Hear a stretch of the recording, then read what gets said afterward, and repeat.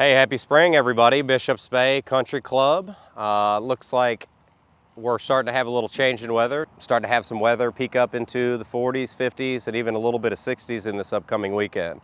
I know as well as everybody knows that means golf fever, myself included, kind of ready to get the clubs out and start doing a little playing.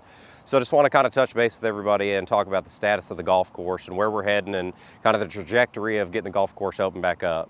So after talking with John Shipshock about a couple things, one thing that we're going to do is we're going to end up opening up the hitting off of the practice mats in the next week or so, kind of alleviate all of the golf restrictions, kind of let guys go back out and do a little bit of playing. For the golf course status, it is, looking at the extended forecast, we look like we're still below freezing temperatures for the majority of nights. So right now, as you guys can see, the course is pretty brown. Brown means the golf course is a little bit dormant.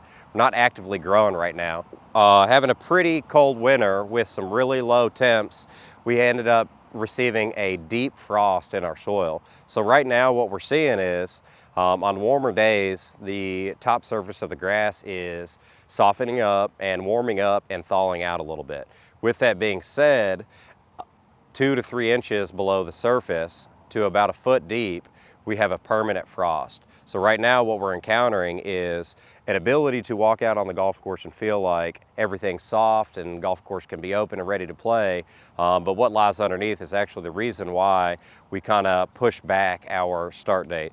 So right now, again, as an example, I've put a stake in the ground, and so this stake will only go in the ground a short amount, a distance, because the ground's frozen underneath. And so if I pull the stake out and we look, this is how much penetration we're actually getting in the top surface before we hit our ice layer.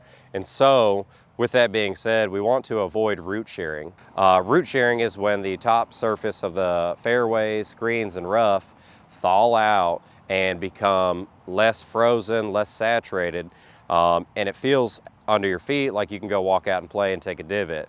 Now the problem lies below that in that subsurface area that's still frozen. So the bent grass roots have roots anywhere from 4, 5, 6, 7 inches deep. And so if our top portion of grass is thawed out, but the portion below it is frozen, our root zone is actually that entire portion. So what we want to avoid is walking on the turf, driving on the turf and hitting divots and causing that top portion to shift away from the bottom portion that's frozen. So anytime we see some root shearing and we have a loss of roots, what happens is the grass plant does not survive as long in the summer. And so with having less resources to retrieve water and nutrients, the plant becomes weaker and more susceptible to disease, drought issues, and higher stressors. So right now we're at about 1.5 inches to 2 inches of thaw out on the top surface. So a good rule of thumb is to be about 6 to 7 inches of thaw out. By the time you get there, you rapidly continue to thaw out below.